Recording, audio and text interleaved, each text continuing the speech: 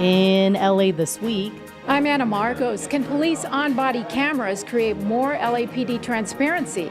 LA City leaders are counting on it as they roll out the first cameras. That's coming up. A new bus service will make it easier to get from the San Fernando Valley to the Westside. I'm Yana Kay. I'll tell you about it next. the city's love of murals continues in the Valley. We take you to this new mural that's all about vintage North Hollywood.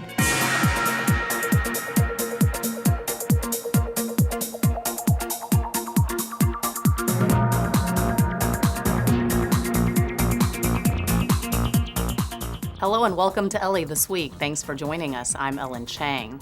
LA is about to take the national lead in making police arrests more transparent with the help of body cameras worn by police officers.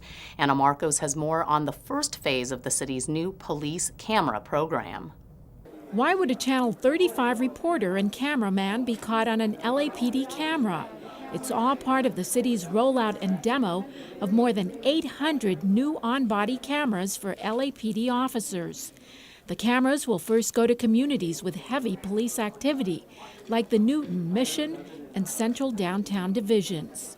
What happens in Ferguson, a town not even the size of one of the police divisions in LA, has affected us. But we're stepping up. Recent fatal shootings by police in places like Ferguson, Missouri have sparked national debate and prompted President Barack Obama to call for police cameras. But LA City leaders are ahead of the game. They've been testing the cameras for more than a year. Now, as the first round of devices goes out to LAPD officers, LA takes the lead when it comes to transparency during police incidents. Connecting the community and our police is perhaps the most critical thing we can do for public safety in Los Angeles.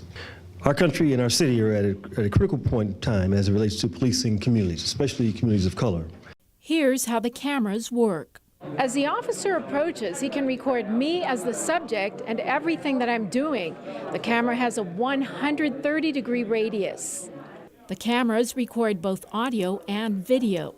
Police say they will be used during citizen interactions and apprehensions, with exceptions, such as when police enter private homes in domestic violence or sexual abuse cases. Many believe the cameras will make confrontations safer for both citizens and officers. And when officers and the public knows that these cameras are on, I think that it's going to change behavior. What this allows us to do now is have the point of view from the officer and get the entire picture. Mayor Eric Garcetti promises to commit money in the next budget in June for 7,000 more cameras, price tag in the millions. So within a year, every LAPD officer on patrol could be catching every move on the street live. I'm Anna Marcos for LA This Week. The first round of 800 cameras goes out on the street in early 2015, but before it happens, police are asking for public input. To give feedback regarding on-body cameras and their use, visit lapdonline.org. Commuters traveling back and forth from the Valley to the Westside can now cut their commute time thanks to Metro's new bus service. Yana Kay explains. This Metro bus may just be the ticket for commuters traveling between the Valley and the Westside. City officials announced a new bus service that will use the newly opened 405 carpool lanes during peak commuting times. This is a really nice service, looking forward to it. Passengers on the bus will travel non-stop between the Sepulveda Metro Orange Line station in Van Nuys and Westwood. The mayor says that this new service will save commuters 20 minutes each way between Westwood and the San Fernando Valley. And that adds up to a savings of 40 minutes a day, 2 weeks a year of commuters' valuable time. This is express service for people who need to get to work, who want to be back with their family and have some of their life back. Express riders will also benefit from a single transfer connection to Woodland Hills, Chatsworth, and North Hollywood. The line also will provide service along the Van Nuys Boulevard corridor to and from Arleta in the northern portion of the San Fernando Valley. I'm Yana Kay for LA This Week. Metro also plans to extend the line south from Westwood to the new Sepulveda Expo Line Phase 2 station when it opens in 2016 to create even greater transit connections for the West LA area. A changing of the guard at the largest after-school program in the state. After more than a quarter of a century as its leader, the original president of LA's Best has stepped down. Gil Reyes has more on her replacement. Students have come and gone, mayors have come and gone. But here at LA's Best After School program, one thing has remained constant, and that's President and CEO Carla Sanger, chosen to first lead the free after-school program back in 1988 by then Mayor Tom Bradley. But finally, after 26 years, Sanger is retiring. Replacing her, a man who compares educating kids to running a marathon. After 26 years, which happens to be the number of miles in a marathon, coincidentally, I'm proud, honored, and excited to take the LA's Best baton from my friend and mentor, Carla Sanger. Eric Gurna will soon lead the largest nonprofit after-school program in California. In New York, he founded a similar program called Development Without Limits and had previously worked at LA's Best under Sanger. Now, as president, he says he will continue the tradition of patience, love, and respect for every child. LA's Best serves 195 schools and 29,000 students. LA's Best, quite simply, is a program that works. When kids have a place to go after school, crime drops, test scores go up, our city becomes more competitive and more livable. LA Mayor Eric Garcetti, whose own child is enrolled at LA's Best, has touted its arts education curriculum for years. Gurna says the arts will continue to play a major role in a child's well-rounded education. By helping them to see the joy of finding their interests and the joy of being deeply engaged, while fostering a love for learning one step at a time. At Utah Elementary School in Los Angeles, Gil Reyes for LA This Week. Eric Gurna officially takes over as president and CEO of LA's Best in February.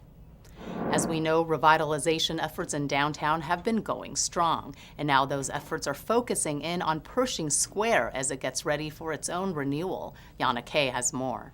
From first glance, Pershing Square may look pretty and inviting, but take away the festive lights and what you'll find are concrete walls, few walkways, and no place to sit. But officials are hoping to change that by redesigning the park. A Pershing Square Renew event was held recently to get community input, one of the first steps in the redesign process. Many say they want the park to be more user-friendly with grass and trees instead of uninviting rocks and cacti. It seems like somebody must have known a concrete developer because the whole park is what I would call a concrete jungle. And many others agree. As it stands now, officials say the main challenge of Pershing Square is its architecture that fences and blocks people off instead of inviting them into the square. But plans are underway to redesign Pershing Square. We want to create a space that can be used by all of those different types of people. People who live, work, play, love downtown LA. Officials say they want to create open space in Los Angeles that reflects the diversity of the city and the current revitalization that's taking place downtown. Pershing Square is 5 acres at the very center of downtown, and it's a very important asset. So those of us that live in, for instance, old office buildings that we converted or new high-rise construction that we're doing have a place outdoors that we can go to enjoy ourselves. And while some improvements could take years, other short-term upgrades, like a playground, are already in the works. Groundbreaking could begin early next spring. I'm Yana Kay for LA This Week. The entire project should be completed by 2020. Well, it's a birthday for an LA landmark that's played a critical part in LA's water history. Dozens came out for a party at the Silver Lake Reservoir, but as Anna Marcos shows us, times are changing for the lake. Hey! Come on in, come on in. It's not every day you get to celebrate your 110th birthday. The Silver Lake Reservoir, long a critical provider for the city's water supply, had plenty of visitors at its birthday bash. If you live to be 110, that's pretty good. You deserve a birthday party. So what does a 110th birthday cake taste like? Well, we're going to have a little taste test to see, right? Let's see. What do you think? It's really good. Good for breakfast, too, huh? This is part of the legacy of Los Angeles, its water system. The birthday also marks a time of change for the reservoir. It no longer meets federal regulations for clean drinking water because it's an open-air lake. So new closed-tank reservoirs have been built at Griffith Park. From a water system standpoint, we no longer need these reservoirs to supply drinking water to the city. We are about to drain Silver Lake Reservoir and build a large pipeline that'll finish connecting the new reservoirs to the cities. The big question for many residents is what will happen to the two lakes here, Silver Lake and Ivanhoe. Anything that works well with the nature and the people who are living here, and one that can provide access for more people and enjoyment by the kids, especially in harmony with nature, is where we're going. Most would like to see the complex turned into a recreational area. We're more in the spirit of collaboration with what this will look like in the not so distant future, which could involve parks, could involve someday swimming. You never know. We also have talked about maybe doing an engineered wetlands, maybe tying it to the LA River. We might be able to pull LA River water out, run it through a wetlands here. But until that time comes, the reservoir is still normally closed to residents. For now, they can enjoy new interpretive signs and exhibits at the north end of the lake and enjoy the view. I'm Anna Marcos for LA This Week. Currently, LADWP, which controls the property, only allows the public in for special events like this 110th birthday party. And the LA Aqueduct is young compared to the Silver Lake Reservoir. It also just celebrated a birthday, its 101st, with an open house. Oh, I'm excited to be able to get this close up to see William Mulholland's gift to all of us.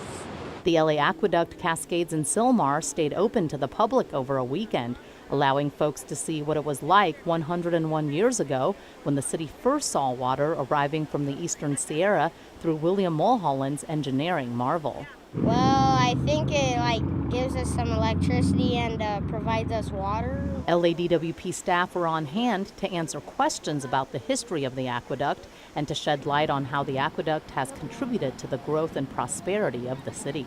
We're standing in front of the Los Angeles Aqueduct Cascades. We have them open and flowing water today and tomorrow so that the public can see how some of their water arrives in Los Angeles from the Owens Valley. But with knowledge comes great responsibility, as the saying goes. Due to this year's drought, visitors are learning that our city received the lowest amount of water in the city's history from the Eastern Sierra. In a more typical year, the city receives 20 to 50% of its water supply from the Eastern Sierra. We're enjoying it 100 years later, 101 years later. More than a century later, Angelenos are learning how to take the water, but also how to conserve it, at a time when water conservation is at the top of the city's priority list. The Cascades in Sylmar first opened to visitors last year for its centennial celebration, and due to the response, LADWP may consider opening it up again on its 102nd birthday. Several council members are up for re-election, and the Los Angeles City Clerk is hitting the ground running ahead of the 2015 municipal elections. Yana Kay has more. These Angelenos are exercising their right to vote, but not everyone goes to the polls, so the city clerk has kicked off its Get Out the Vote campaign.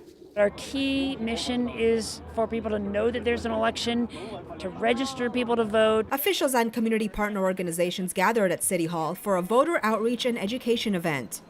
They say the goal was to encourage everyone to vote for the upcoming 2015 municipal elections, and they made sure that all voters in the city have equal access to the necessary information by passing out materials in 11 languages. This comes as a number of states are trying to pass laws that would restrict advancements made in the voting process, such as voting by mail or early voting. It is really important to come out to vote because there are a lot of people who are looking to take away that vote, and we shouldn't let that cynicism overcome us. Community groups were out in full force, not only encouraging everyone to vote, but to go even further. Not to stop there, to become civically engaged in their communities, make their opinions known to their elected representatives, join with others in community organizations that advocate for the issues that they believe in. The municipal elections take place on March 3rd and May 19th, 2015.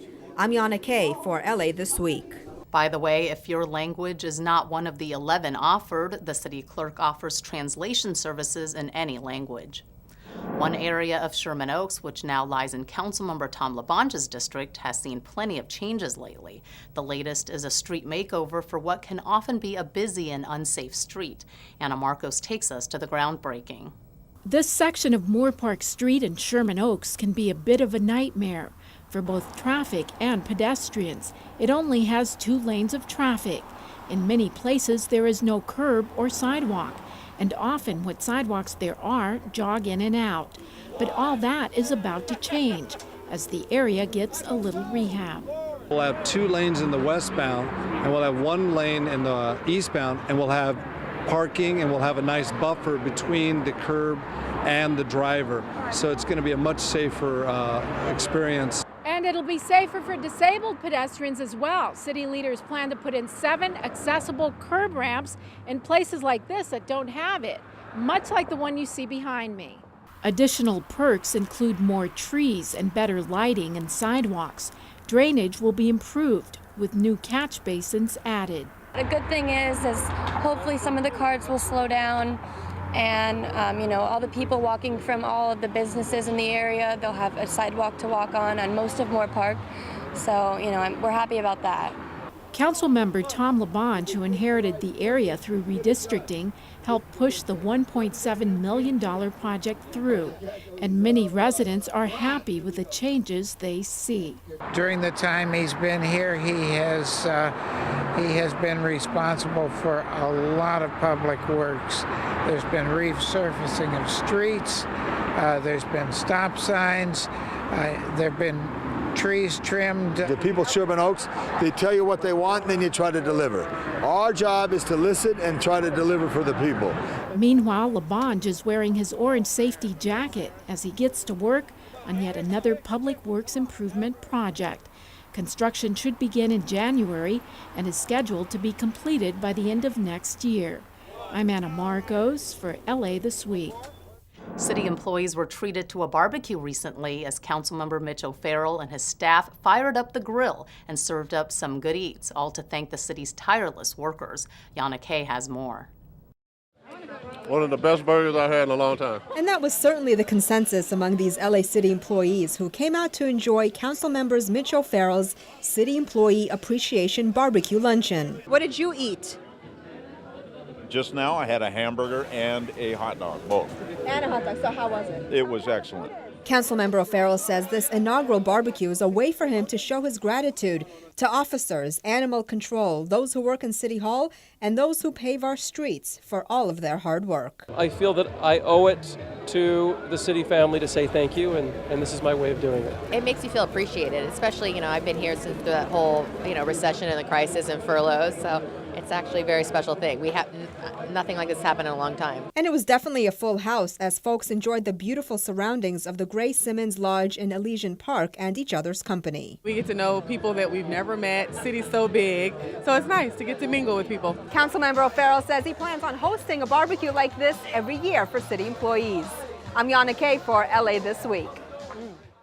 Of those thanked at the barbecue were, of course, police officers who often put their lives in danger to serve the city. Recently, the LAPD gathered to honor the very first motorcycle officer to die in the line of duty. Michael McManus reports. And the rockets rattling. LAPD motor officers follow a proud tradition of being a highly trained, specialized unit. This ceremony was to honor the first motor officer who died in the line of duty, Walter R. Krebs.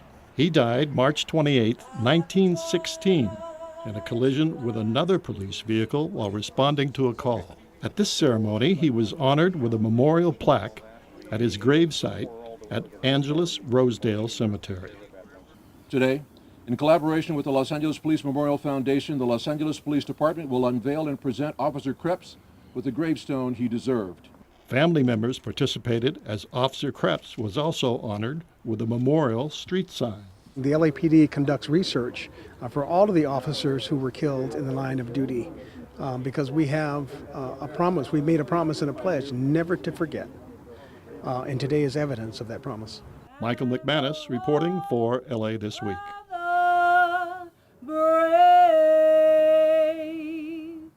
Many motor officers have had distinguished careers with the LAPD. The first motor officer to rise to the position of Chief of Police is current Chief Charlie Beck. Another parent held responsible after a child takes a gun out of the home. The public is asked to help in a hit-and-run case and a new pocket park in West Adams Heights. These stories in CityBeat. For the second time this fall, the LA City Attorney's Office has filed criminal charges against a parent after his child took a weapon from home. In this latest incident, which occurred in September, the City Attorney's Office says a 14-year-old boy took a loaded gun from his parents' bedroom and threatened some kids with it.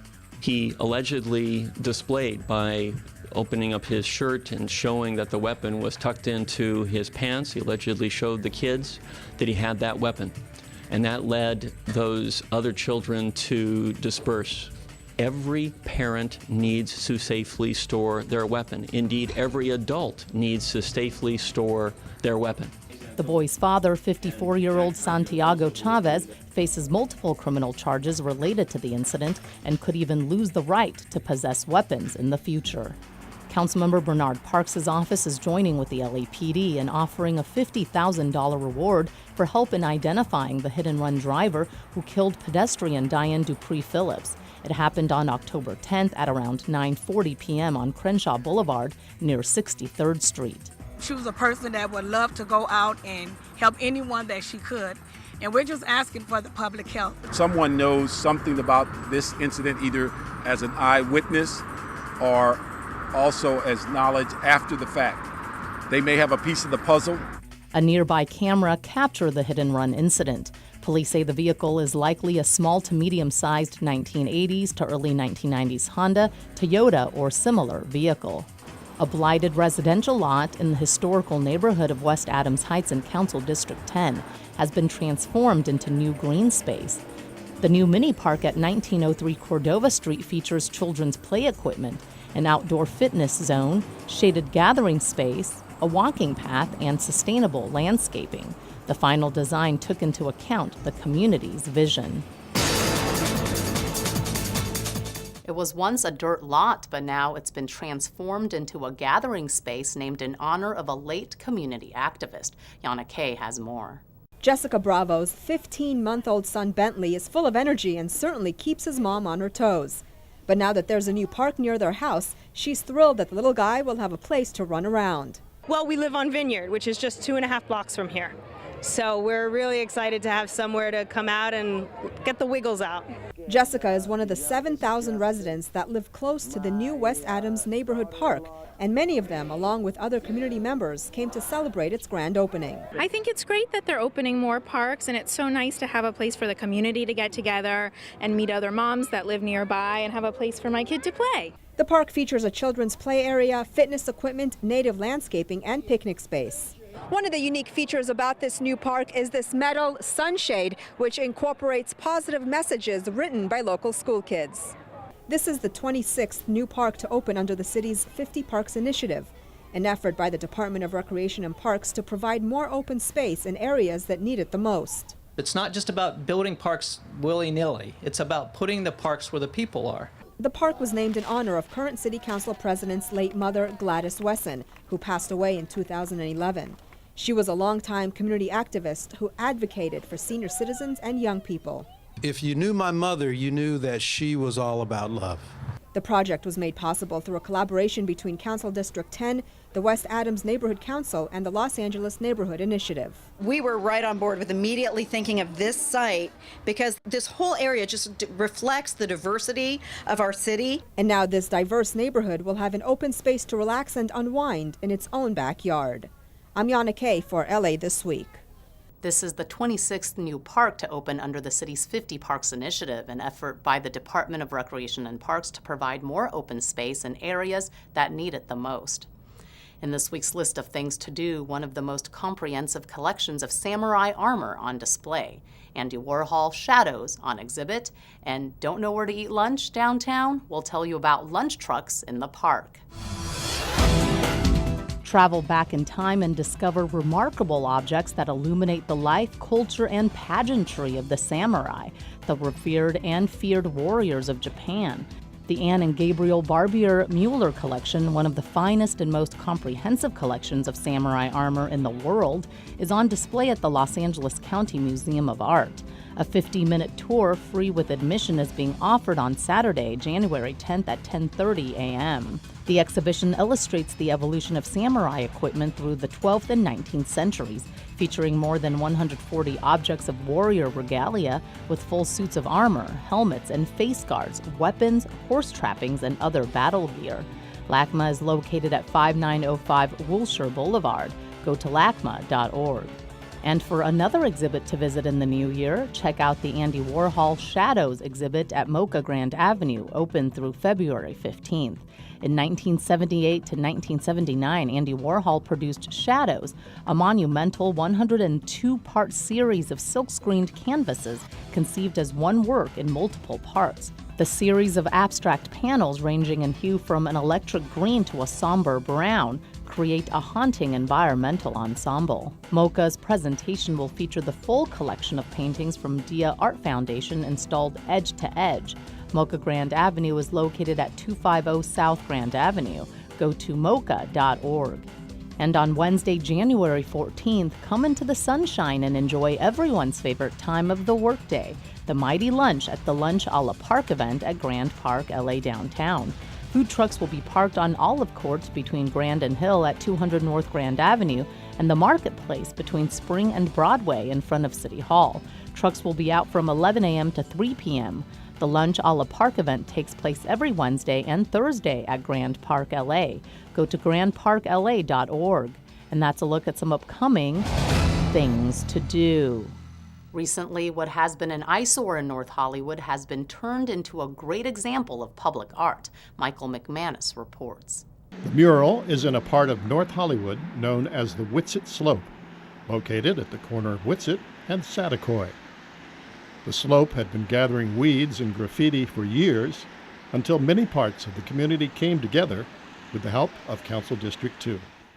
In 2011, we started working on this. 2012 is when things really got going with the first cleanup. We then, in 2013, put in drought-resistant irrigated plants here. We cleaned up the slope many different times, but there was still this concrete slab that was 9,000-foot slab of concrete. And Council District 2 said, we need a mural there. We need more public art in the San Fernando Valley, and this is a great place to do it. So that's what happened after many years of hard work. The theme of the mural is Vintage North Hollywood, showing its agricultural roots and then some of the iconic businesses through past decades. The raw numbers are rather amazing. The slope is 240 feet long and 40 feet wide, and it's made up of 9,000 square feet of concrete. The mural took 10,000 gallons of paint. Levi Ponce was the lead artist. I'll just say that this is a great example of what can happen when individuals come together to change their neighborhood. It's a great example of what happens when artists, local departments like the Department of Public Works, the Department of Cultural Affairs, the Department of Transportation, when they all come together, we can create positive changes in our community. One of the fun features of the mural is the depiction of the Cadillac, customized by North Hollywood costume designer Nudie Cohen. For the ribbon cutting, the real deal was on display and proved it can still draw a crowd. Michael McManus reporting. And in case you're wondering, the artwork has been protected from graffiti, but if people want to walk on it and experience it up close and personal, that's okay. That's going to do it for this edition. Thanks for joining us. I'm Ellen Chang. A reminder that you could catch us online at LACityView.org. You can also follow and like us on Facebook. Our Twitter handle is @LATW35. We'll see you back here next week for more of LA This Week.